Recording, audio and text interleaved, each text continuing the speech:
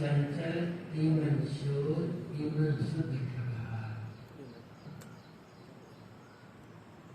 मन मन करते सुरनर मुनि चढ़े, मन के लक्ष्य द्वार। यह मन चंचल है, यह मन शोर है और यह मन पूरा का पूरा ठग है। मन को पकड़ो, मन को देख लो, मन को अपने बस में करो। ऐसा कहते कहते सुर नर मुनि सब के सब मन द्वारा ठग लिए गए। मन के भागने के लाखों दरवाजे हैं, इसलिए मन जल्दी पकड़ने में नहीं आता है।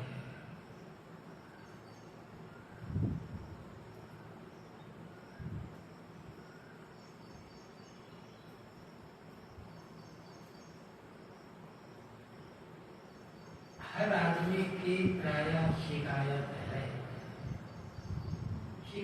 है, अनुभव है कि मन चंचल है।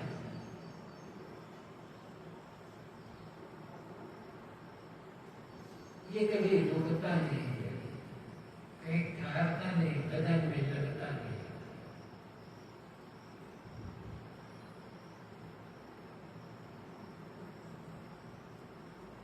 मन चंचल क्यों है, ये समझने की बात है। इससे पहले एक प्रश्न और आता है। अक्सर लोग प्रश्न करते हैं कि मन क्या है?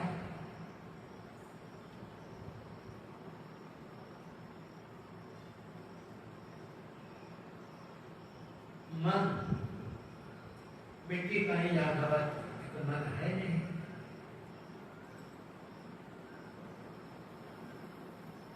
जीव के स्वरूप में भी मन नहीं है।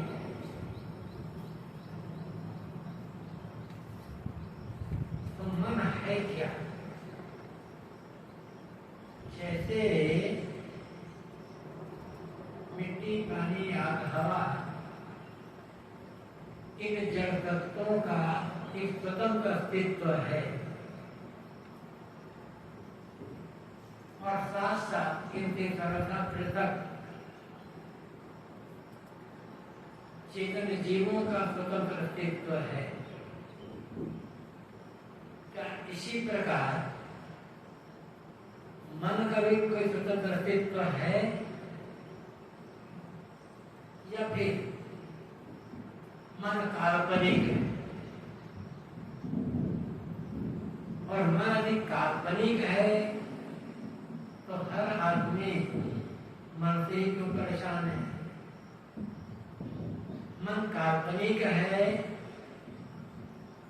तो मन चंचल क्यों कहता है? फिर मन दुख का कारण क्यों बनता है?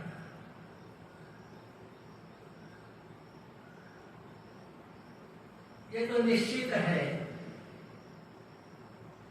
कि जिस प्रकार से मिट्टी पानी आग हवा निलम जड़ तत्व कहते हैं या कुछ और भी नाम ले लो, जैसे इन जड़ तत्वों का एक स्वतंत्र अस्तित्व है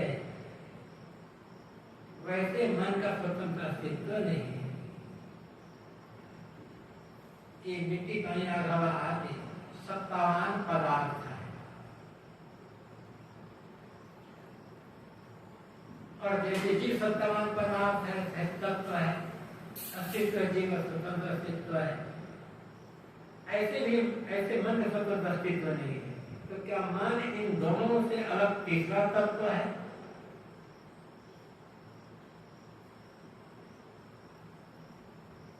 क्या वो भी अनंत है।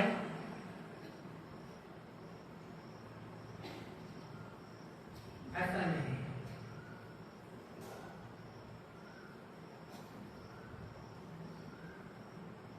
और मन को हम जड़ कहें या चेतन कहें,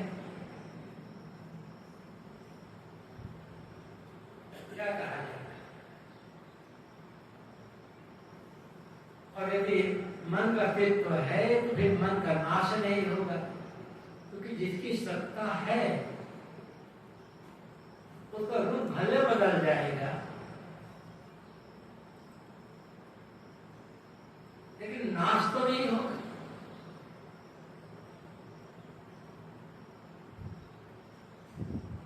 और नाश नहीं होगा तो फिर मन रहता कहाँ है?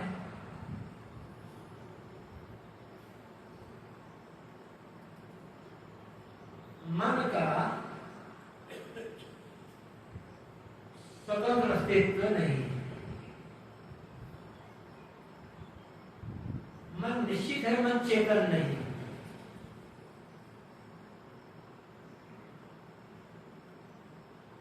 क्योंकि मन चेतन होता तो स्वतंत्र अस्तित्व उसका होता। और मिट्टी पानी आग हवा के समान स्थूल तत्व भी नहीं है। तो मन आया कहां? मन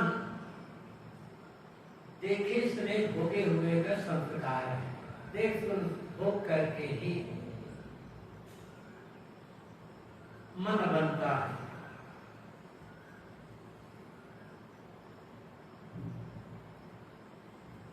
तो उदाहरण से समझें।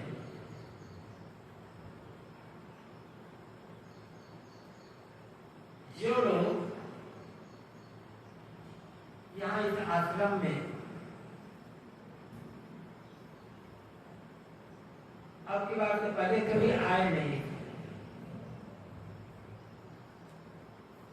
इसके बारे में सुने भी नहीं थे, पढ़े भी नहीं,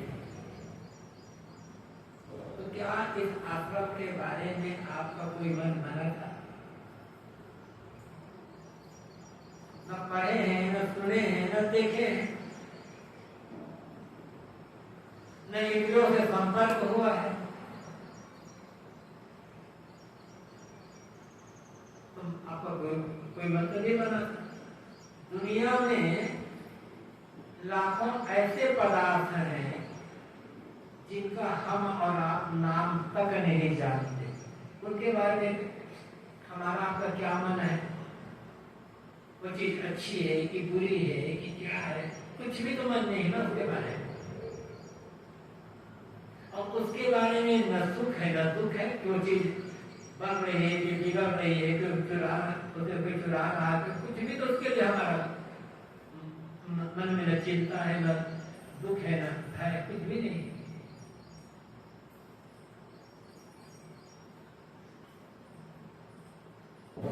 पढ़ करके सुन करके एक कल्पना होती है, मन का एक रूप बनता है, बहुत संक्षिप्त रूप बनता है, तुच्छ। लेकिन जब अनुभव हो जाता है, देख लेते हैं, इंद्रियों से हमारा संपर्क हो जाता है, तब एक गहरी छाप बन जाती है। वही छाप आगे चल करके मन बन जाती है।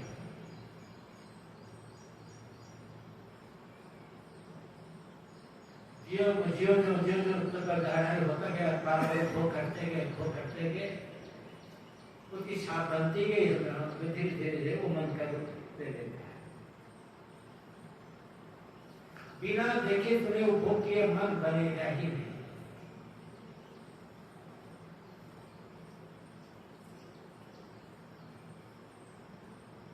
इसको ऐसा भी कर सकते हैं,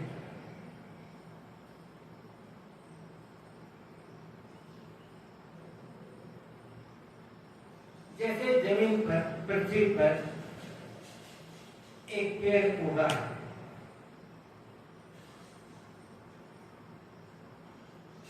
दिन के समय सूरज उगा हुआ है, सूरज का प्रकाश है, सूरज के प्रकाश से जमीन पर उस पेड़ की छाया बनती है। अब प्रश्न यह है कि छाया जमीन पर है, जमीन में है कि पेड़ में है कि सूरज में है? किसमें है छाया? यदि पेड़ में छाया है तो सूरज में रहने पर भी छाया होनी चाहिए।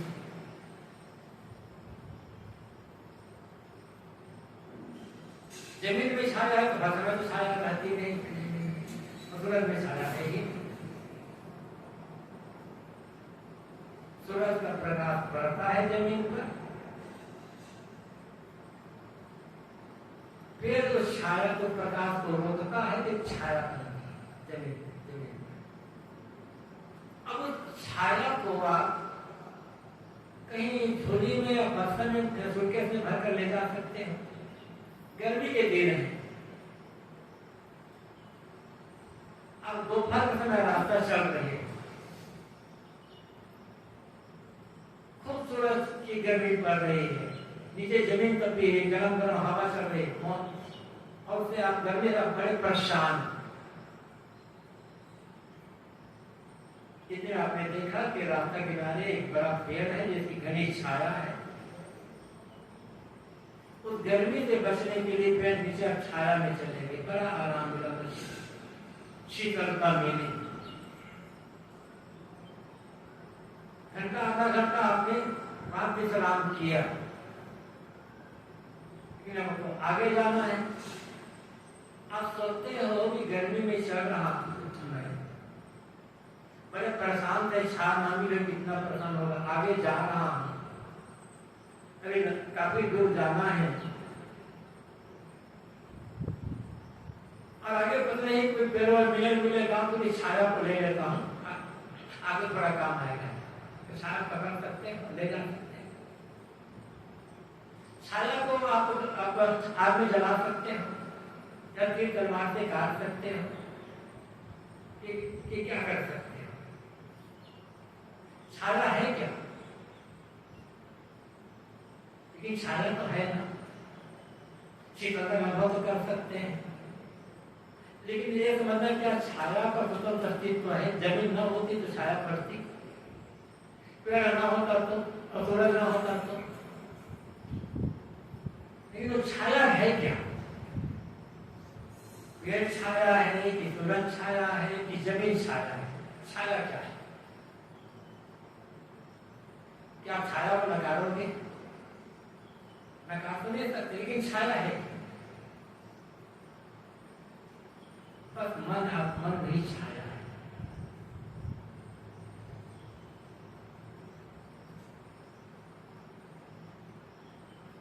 लेकिन छाया को एक उदाहरण दिया सब बात समझने के लिए, केवल समझाने के लिए होता है। इसी प्रकार जैसे हमने मैंने कहा था कि जिसके बारे में हमने कभी सुना नहीं, देखा नहीं, पढ़ा नहीं, उसके लिए आपके मन में कौन सी छाया बनी हुई, कौन छाप बनी हुई है? उसके लिए आपको चिंता, कोई भय, कोई तनाव, कोई सुख, कोई दुख, कोई राग, कोई द्वेष, कोई लोभ, कोई मोह, कुछ है उसके लिए? कुछ भी नहीं। जब देखो सुनोगे तब एक मन बनेगा और धीरे धीरे तक प्रगाढ़ हो जाते हैं, तब मन का रूप खड़ा। अन्यथा कितनी चीजें आई गई, उसकी कोई मन नहीं। तो मन एक संस्कारों का समूह है।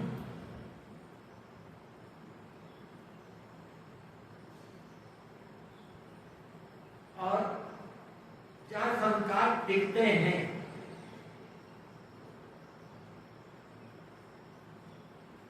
संस्कार कहाँ टिके?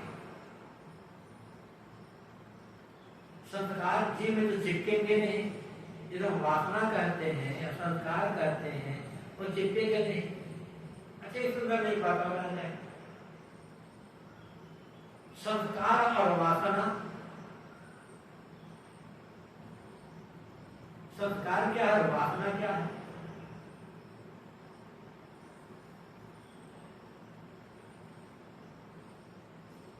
हानि लाभ मानकर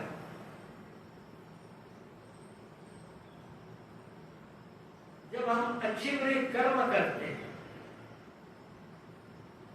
चोरी करते हैं, हत्या करते हैं, डाका डालते हैं, अग्नि डालते हैं, सेवा करते हैं, परोपकार करते हैं, धर्म का जो काम करते हैं, तो कर्म है।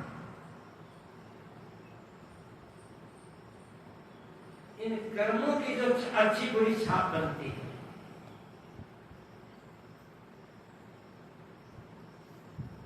अंतर्गत जो छाप पड़ रही है, वो छाप संस्कार है।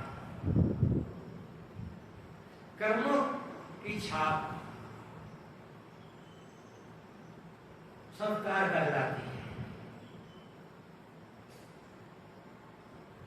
लेकिन सुख मानकर आसक्ति पूर्वक जब इंद्रियों द्वारा किसी का भोग करते हैं, उसकी जो छाप पड़ती है वो वासना कहलाती है। जब हम कर्म करते हैं, शुभ कर्म करते हैं, अशुभ कर्म करते हैं, उसकी छाप संस्कार है। और इंद्रियों द्वारा सुख मान करके जब किसी विषय का उपभोग करते हैं, उसकी छाप पड़ती है वो वासना कहलाती है। अरे वासना और संस्कार टिकते कहाँ हैं? जी शुद्ध है, असंग, निर्लेप, निर्विकार, तो जीव में तो ये संस्कार और वासना चिपक नहीं सकते, टिक नहीं सकते। जी चिपक है तो फिर जीव असंग, निर्लेप, निर्विकार नहीं लड़ा हो जाता, तो विकारी हो जाएगा।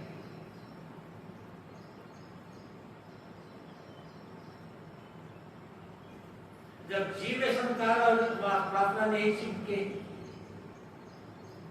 तो बचता है शरीर। यदि शरीर में वासना चिपकी हुई है या संस्कार चिपके हुए हैं तो मृत्यु पश्चात तो शरीर यही रह जाता है। या तो काट देते हैं लोग, या जमीन में फूंक, या फिर चिता बनाकर आग में फूंक देते हैं, तो शरीर तो यही कर गया, यही रह गया, नष्ट हो गया। और शरीर में वासना चिप गया, शरीर में संस्कार चिपके, जब शरीर जल गया तो वासना भी जल गया, संस्कार भी जल गया, फिर आगे कर्म फल भोग के लिए जीव शरीर धारण कैसे करेगा?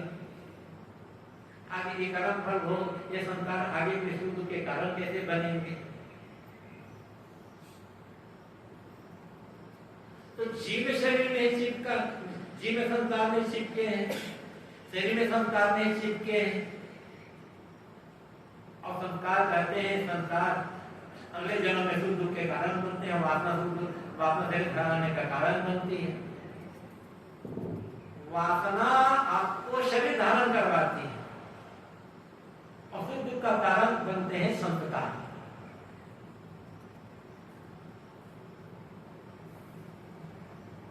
तो जब शरीर यही रह गया, जल गया या सड़ गया,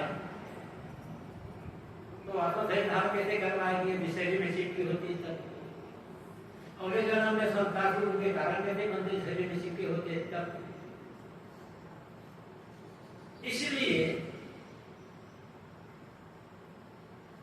जीव और शरीर दोनों से अलग एक सूक्ष्म शरीर की अवधारणा की गई है।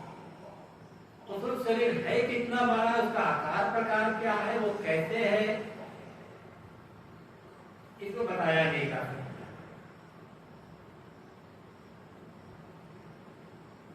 और कहते हैं उस शरीर में ही संस्कार टिकते हैं, वासना टिकती है। और वही शरीर वर्तमान शरीर की मृत्यु होने पर जीव को अगले शरीर में ले जाता है कर्मफल भोगाने के लिए।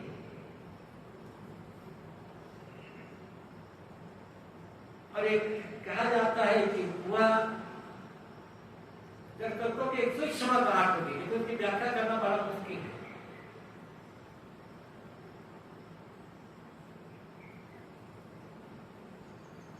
और ये जो सूक्ष्म शरीर में वासना टिकती है, असंस्कार टिकते हैं,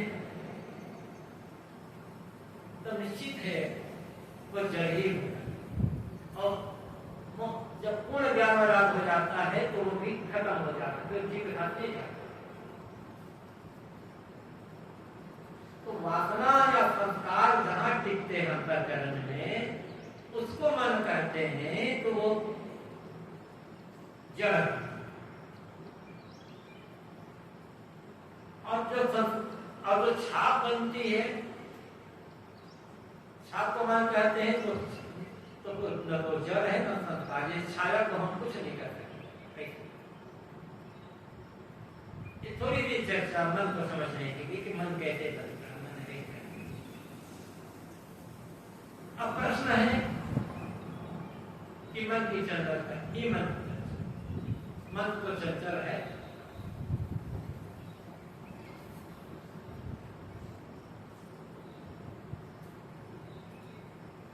और जितना जितना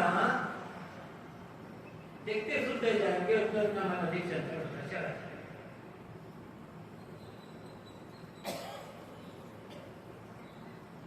मन का स्वभाव है चंचलता।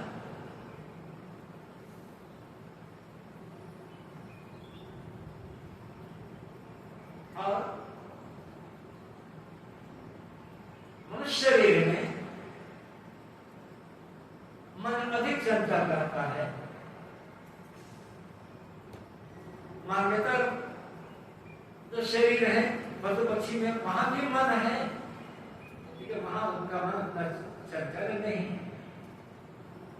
क्योंकि वहां मन का विकास नहीं, बहुत स्थूल मन है। जैसे एक गाय है, एक आदमी गाय पाला हुआ है और एक निश्चित कमरे में, निश्चित जगह पर खूंटा डाल करके आदमी गाय को बांधता है। रोज बनते बनते गाय को बात समझ में आ जाती है कि अमुक जगह मुझे बांधा जाता है। बोले शाम होने पर गाय उसी कमरे में आकर के उसी जगह खड़ी हो सकती है। यदि मन ना होता तो गाय को पता नहीं चलता। ये बछड़ा मेरा है, बिना मन के गाय को कैसे पता कैसे चलता? तो वहां मन है, लेकिन अधिक चिंतन को नहीं कर सकता। ये मेरा बछड़ा है, मेरा बच्चा है, गाय भी जानती है, तभी दूध पिलाते। दूसरे बच्चे को बछड़े को गाय दूध नहीं पिलाते। कब तक वो बछड़ा गाय बछड़े को अपना मानती है? जब तक वो बछड़ा दूध पी रहा है तब तक। उसके बाद गाय भूल गई ये मेरा बछड़ा है, आगे क्या खाएगा क्या पिएगा, उसे कुछ चिंता नहीं, क्योंकि आगे बारे में वो सोच ही नहीं।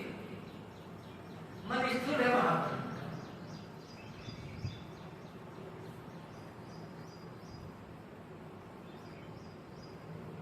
लेकिन आदमी में मन का विकास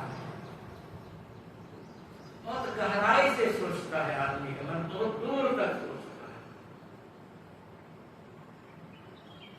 और ये मन का विकास होने के कारण से आदमी को मनुष्य कहा गया। मननाथ मनुष्य, जो प्राणी किसी विषय पर गहराई से मनन चिंतन कर सकता है, उस प्राणी को मनुष्य कहा जाता है। अब मन चंचल है,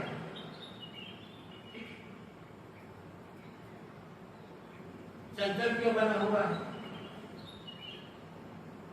और क्या ये मन की चंचलता दुख का कारण है? पीड़ा बनना का ही कारण है?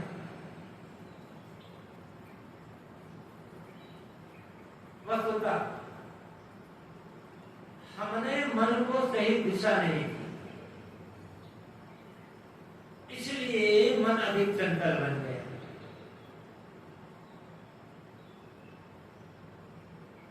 आज यदि हम मन को सही दिशा दें, सही खुराक दें, सही ऑब्जेक्ट जो सोचने का विषय थे।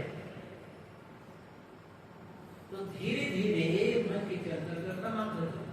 जो ज्ञानी पुरुष है महाराज, जिन्हें जीवन मुक्त करते हैं, उनके पास भी मन। अगर मन ना हो तो ज्ञानी पुरुष बोलते कैसे, प्रवचन कैसे करते? बिना मन के कोई प्रवचन करेगा?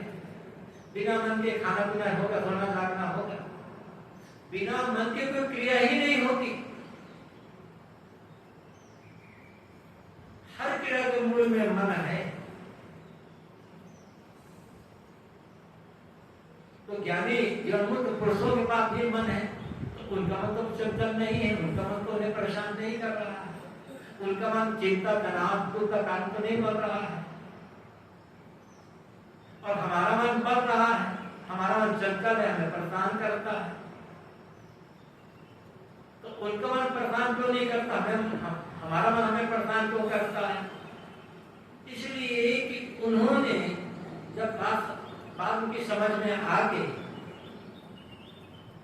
संत गुरु की संगत देश से शुरुआत में, फिर उन्होंने अपने मन की दिशा मोड़ दी। गलत चिंतन देना, गलत सब्जेक्ट देना, गलत ऑब्जेक्ट देना, गलत विषय देना, गलत खुराक देना, गलत दिशा देना छोड़ दिया।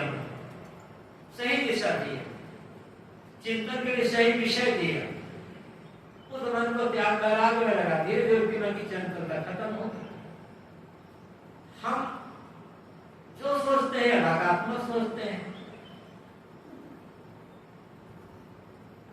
किसी प्राणी पदार्थों को लेकर सोचते हैं और गलत ढंग से सोचते हैं, इसलिए हमारा मन चंचल बना रहता है।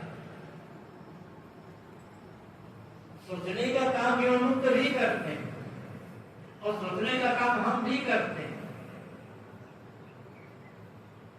ऐसा नहीं ज्ञानी पुरुष सोचते नहीं, बिना सोचे क्रिया कैसे होती?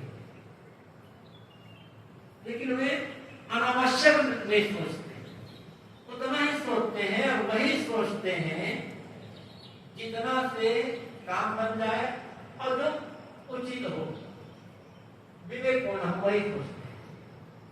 हमारा सोचना होता है अविवेकपूर्वक, अनावश्यक, आसानी और वासनात्मक विकारात्मक चिंतन है, नकारात्मक चिंतन है। इसलिए हमारा मन की चंचलता चला जाता है। यदि मन की चंचलता से बचना है, एक ही उपाय है, मन को सही दिशा देना, सही खुराक देना, सही विषय देना सोचने के। विकारी चिंतन न करें, वासनात्मक चिंतन न करें, रागात्मक या द्वेषात्मक चिंतन न करें। जो चिंतन करें विवेक पूर्वक करें, विचार पूर्वक करें, और वही चिंतन करें जो आवश्यक, समय के अनुकूल। धीरे धीरे अभ्यास करते करते ये मन की चंचलता मिटती जाएगी। और साथ साथ अभी वर्तमान में संसार के जिन प्राणी पदार्थों में, जिन विषयों में सुख की प्रतीति हो रही है, सुखाभास है, पूरा दुर्बलावता, उन विषयों में सुख की जहां प्रतीति हो रही है, वहां दुख दृष्टि करना होगा। ये सुख का कारण नहीं है, ये दुख के कारण है। और यही है वैराग्य। गीता में अर्जुन ने प्रश्न किया है, श्री कृष्ण ने कहा है कि अर्जुन मन को बचने करो, मन को बचने करो। बिना मन को बचने की शांति नहीं मिलेगी, सुख आनंद नहीं मिलेगा। जब बार बार उन्होंने कहा तो अर्जुन ने प्रश्न किया,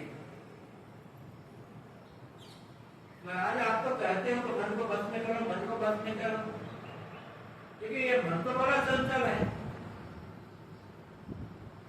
बड़ा कठिन है इसे बस में करना है। चंचला नहीं माना कृष्ण परमात्म बलवद्र तस्याह निग्रह मन्ये वायुरिस दुष्करम। ये कृष्ण ये मन बड़ा चंचल है, परमात्म बलवद्र बड़े बड़े बलवानों को पछाड़ देने वाला है, बड़े बड़े बलवानों को रगड़ देने वाला है। बड़े बड़े बलवान कराने वाले अपने मन से हार जाते हैं और आप कहते हो मन को बस नहीं कर। मैं तो मानता हूं कि मन को बस में करना उसी प्रकार कठिन है जिस प्रकार मुट्ठी में हवा को पकड़ करके रखना। और मुट्ठी में हवा पकड़ कर रखो असंभव। अर्जुन कहते हैं जैसे मुट्ठी में हवा को पकड़ कर नहीं रखा जा सकता, ऐसे मन को बस में करना तो बहुत कठिन काम है।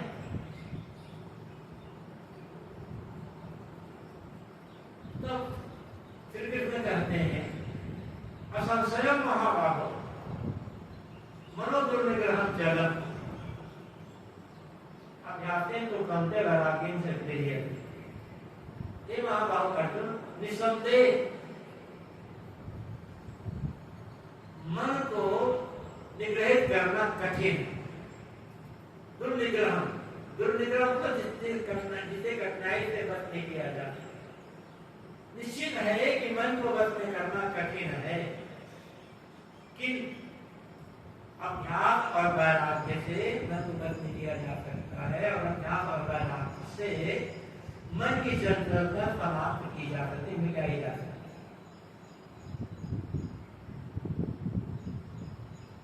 अभ्यास यही है जो सोचे अच्छा सोचे, सकारात्मक सोचे, विवेकपूर्ण सोचे, आत्मज्ञान की बात सोचे, नकारात्मक न सोचे, आत्मा विकारी भावना से न सोचे, आत्मात्मक दृष्टि रख करके न सोचे, अनावश्यक न सोचे। अभ्यास क्या है? किसी भी बात को बार बार दोहराना, पुनरावृत्ति रिपीटेशन करते चले जाए। वैराग्य कब होगा? जब दुख का निश्चय होगा। जब तक किसी से दुख का निश्चय नहीं होगा, किसी व्यक्ति पर घृणा नहीं होगी, तब तक मन वहां से हटेगा नहीं। अब सोचिए वैराग्य का घट होना नहीं है, जो जो दुखदायी है अपन ये बोल रहे मन चंचल है, शिकायत तो है क्या मन की चंचलता से आपको पीड़ा होती है, एक वेदना होती है आपको मन में, एक पीड़ पैदा होती है? क्या तो देते मन का चंचल है, लेकिन टीस ही नहीं है कि मन की चंचलता हम दूर कैसे करें। तो जहां सुख का निश्चय है वहां महामंत्र भागेगा, उधर एक चिंतन करेगा।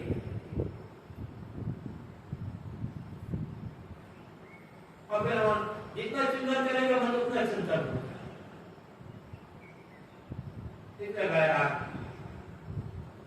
वैराग्य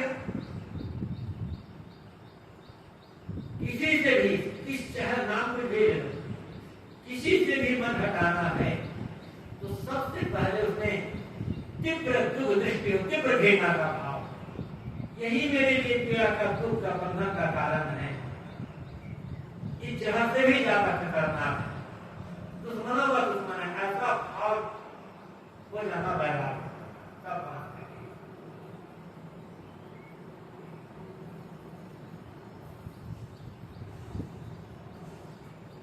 मन को हमने दिया है गलत खुराक,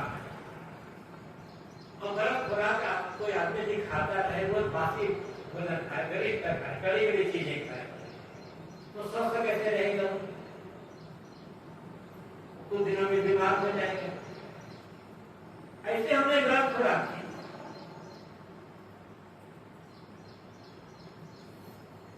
इसलिए मन बीमार होता था, चलता होता चला गया, बिगड़ता चला गया।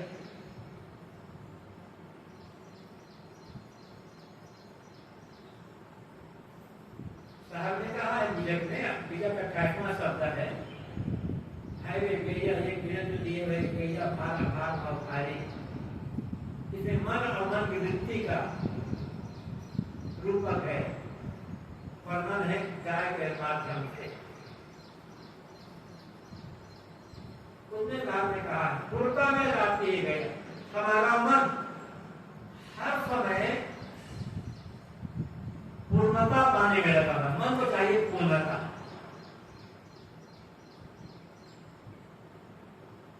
अब पूर्णता ये मिल नहीं रही है इसलिए एक जगह दूसरे तीसरे जगह हमारा ये भटकता रहता है मन की मांग है पूर्णता और हम मन को क्या दे रहे हैं थोड़ा अपूर्ण प्राणी पदार्थ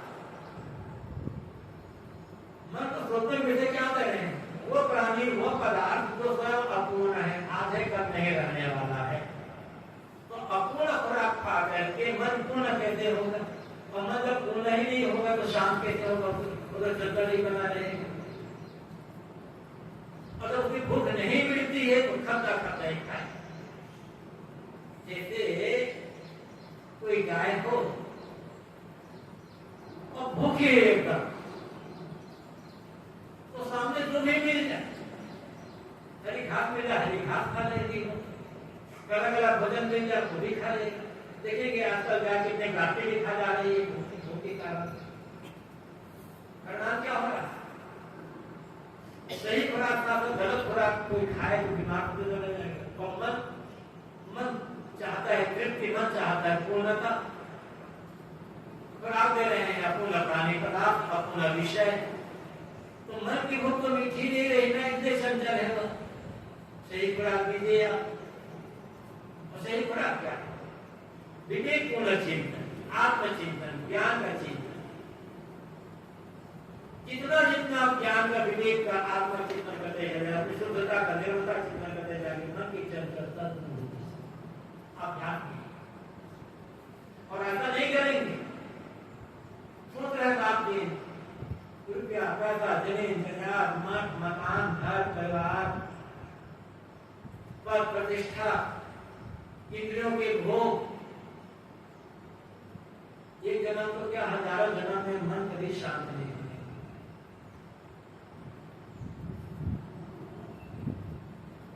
गलती मन की नहीं है गलती हमारी है जो हम मन को न तो सही दिशा दे पा रहे हैं और न सही खुराक दे पा रहे हैं अपनी गलती हम ढूंढते हैं क्योंकि हमारा निश्चय गलत जगह पर है कि यहां मुझे सुख मिलेगा ये मेरे में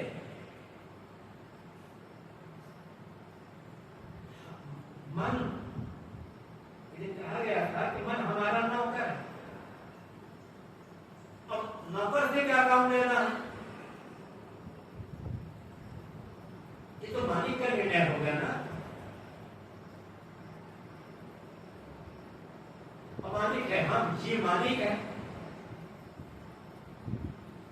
क्या काम लेना है ये तो निर्णय जीव का होगा अब निर्णय आपका गलत नौकर से काम करवा रहे हैं गलत और घाटा हो गया तो काम में नौकर की क्या करते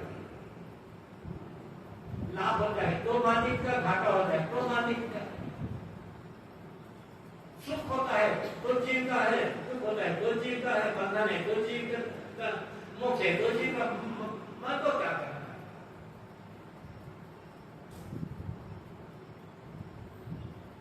अब अपना विषय बदलना हो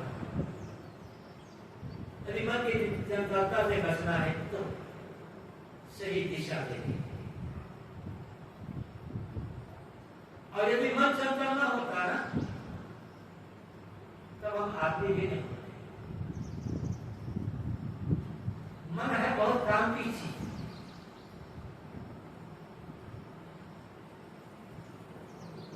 तो यही मन हमें मोक्ष तक पहुंचाएगा बाद में छूट जाएगा रात में विवेक उदाहरण दे रहे थे ना ज्ञान ही बाधा मर रहे मन में ज्ञान न हो कुंभ बाधा मर रहे जब कुंभ न हो ज्ञान ही बाधा मर रहे मन विज्ञान वाले साहब की साथी बिना मन के मोक्ष का साधना नहीं होगी। मने वर्षाणाम कारणम मन मोक्ष इसलिए कहा गया है। मन ही बंधन और मोक्ष का कारण है। इसे चिंतन में लगा है, मन रागात्मक चिंतन में लगा, आत्मात्मक चिंतन लगा, बंधन का कारण बने। आत्म चिंतन में लगा है, ज्ञान चिंतन लगा है, मोक्ष मन मोक्ष का कारण बनेगा। बिना मन के कोई काम कैसे हो? आपको कहा गया था जो विचार आ रहे हैं उनको देखो, देखोगे मन से ही देखना। विचार मन में ही आते हैं और मन से ही देखना होगा। मैं शुद्ध चेतन हूं, बिना मन के सोचोगे? हम कहते हैं आप शुद्ध चेतन ज्ञान स्वरूप में शुद्ध लगा बनाती हूं। कौन सोच रहा? जी तो सोचेगा नहीं, सोचेगा आपको मन ही कर रहा है। तो दिशा सही देनी होगी। मैंने कहा था कि मन चंचल है, इसलिए हम मनुष्य हैं, और मन चंचल है इसीलिए हमारे बहुत काम की चीज है। हमें मन से काम लेना नहीं आ रहा। मन से काम लेना आ जाए तब ये मने में मोक्ष नाम तक पहुंचा नहीं। ज्ञानी पुरुषों को मन से काम लेना आ गया ना, इसलिए उनका मन दूसरा काम तो नहीं बन रहा है। हमें मन से काम लेना नहीं आ रहा है, इसलिए हमारा मन दुख का कारण बना हुआ है, परेशान कर रहा है। एक संत ने उदाहरण दिया है, अरबी घोड़ा, जिसे सदगुरु कबीर ने विजय कहरा प्रकरण में ताजी तुर्की का वो साधु प्रयोग की घोड़ा होता है। ताजी तुर्की, ताजी ताजी कहते हैं अरबी घोड़ा। अरब जैसे जो घोड़ा होते हैं बड़े सुंदर होते हैं, उसको ताजी कहा जाता है। ताजी छूटा शहर से करते बड़ी किताब है, शहर की साखी अरबी घोड़ा। और तुर्की घोड़ा का जाता था बड़े तेज होते हैं, बड़े चंचल। घोड़ा बहुत तेज है, चंचल।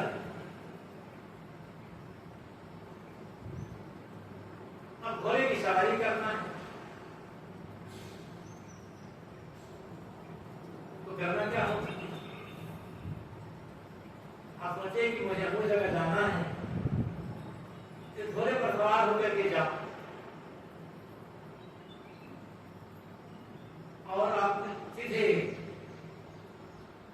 छड़ा लगाए घोड़े पर बैठ गए। घोड़ा बड़ा तेज चंचल है, उठाकर पकड़ देगा आपको घोड़ा, आपको घोड़ा आपका टूट जाए। तो करना क्या है? घोड़े को साधना, घोड़े को पुरस्कार करके सेवा करके घोड़े को साधना हो। अब घोड़ा सध गया, फिर आप घोड़े सवारी करो तो घोड़ा आपको मंदिर तक पहुंचा देगा।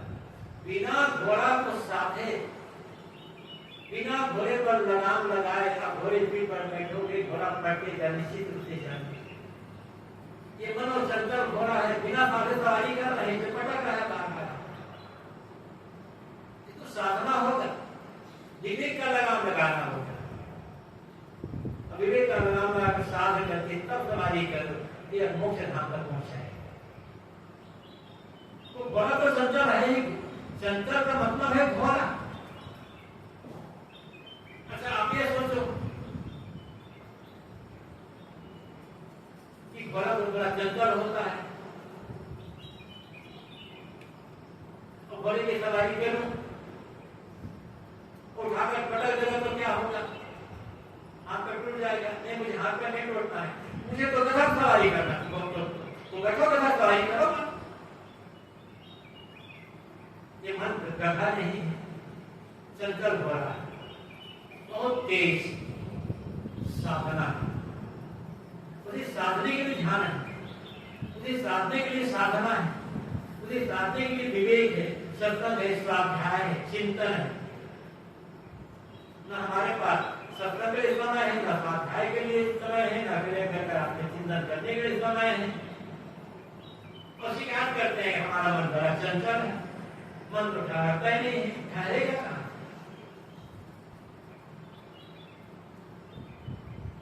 साधना धीरे धीरे, जल्दीबाजी का काम नहीं है, धीरे धीरे साधते साधते ये मन सत्य। और फिर ऐसा समझेगा कि दुख का कारण से बड़े सुख का कारण बन रहा। हाँ, सावधान रहना पड़ेगा, जब तक जो है तब तक सावधान रहना पड़ेगा। थोड़ा सावधान हो गया, थोड़ी सावधानी होगी, ये फिर भटक जाएगा। हमेशा लगाम लगा कर रखना पड़ेगा।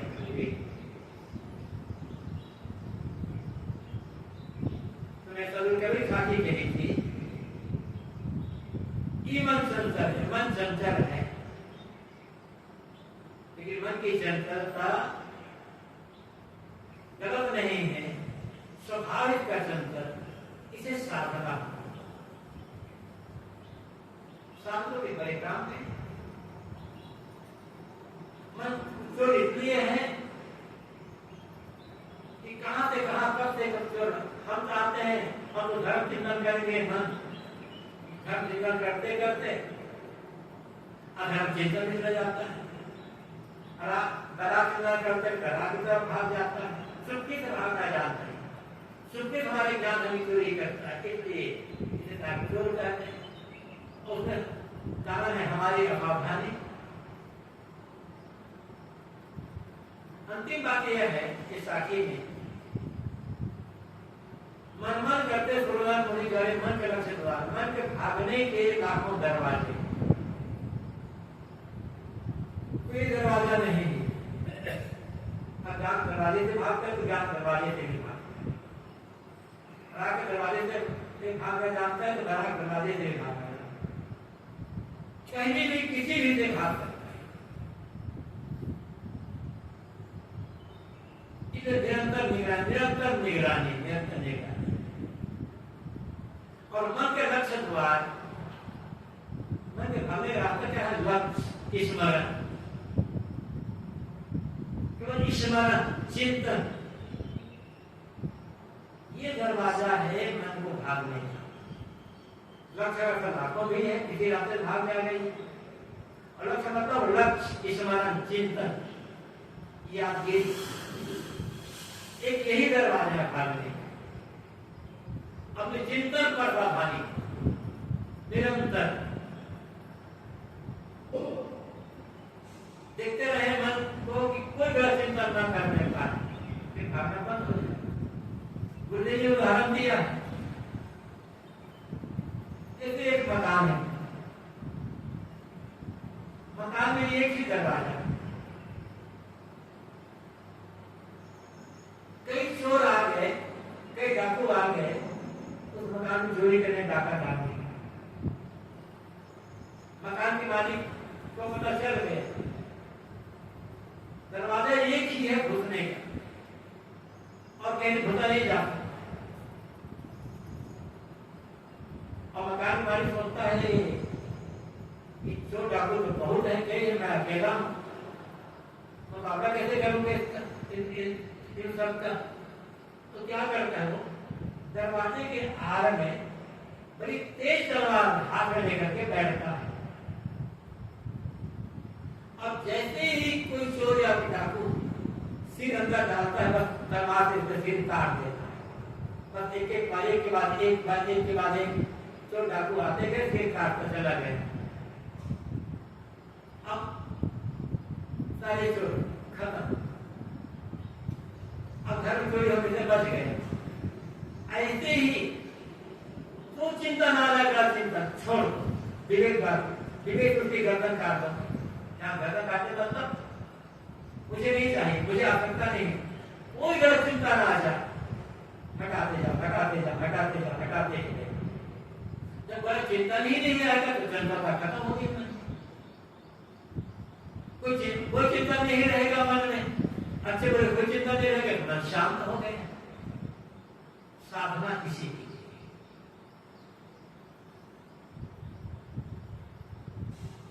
मन गंदा है, क्यों गंदा है?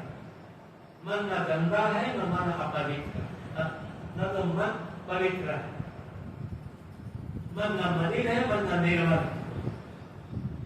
चिंतन गलत है, चिंतन गंदा है तो मन गंदा है। चिंतन सही कर लो तो मन की गंदगी दूर हो जाएगी। मन का लक्ष्य स्मरण, क्या सोच रहे हैं? सोचने का विषय क्या है आपका?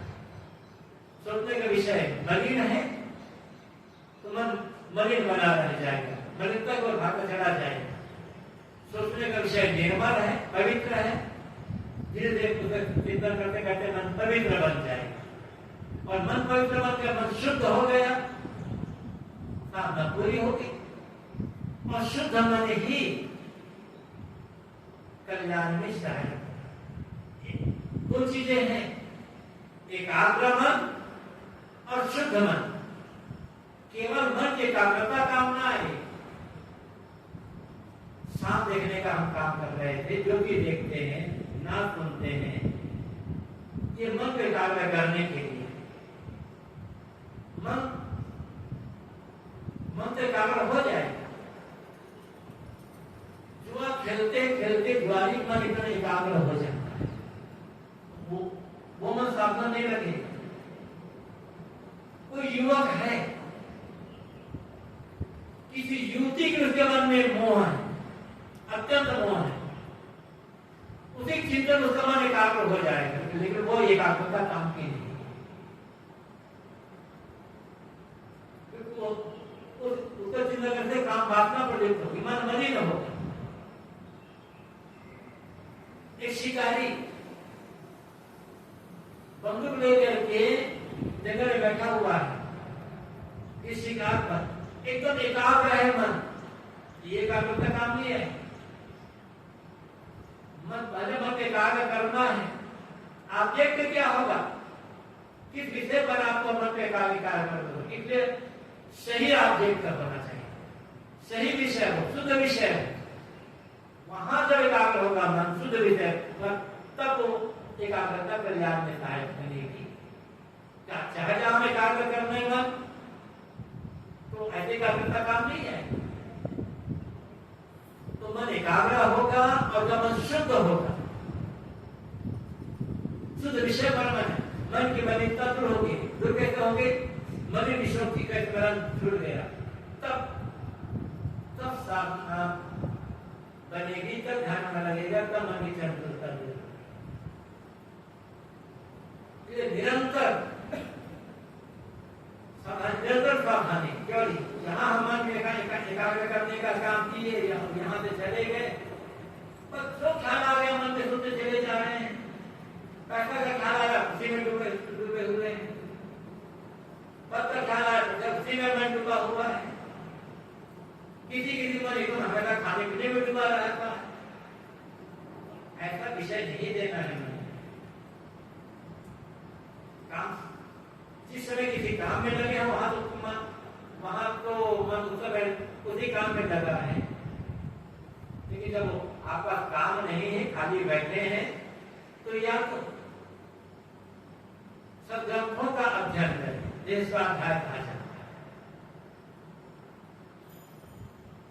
और जब अध्ययन कर रहे हैं, हमेशा अध्ययन नहीं कर सकते, अध्ययन करना बंद किए, तो जब अध्ययन किए हैं उनका चिंतन करें,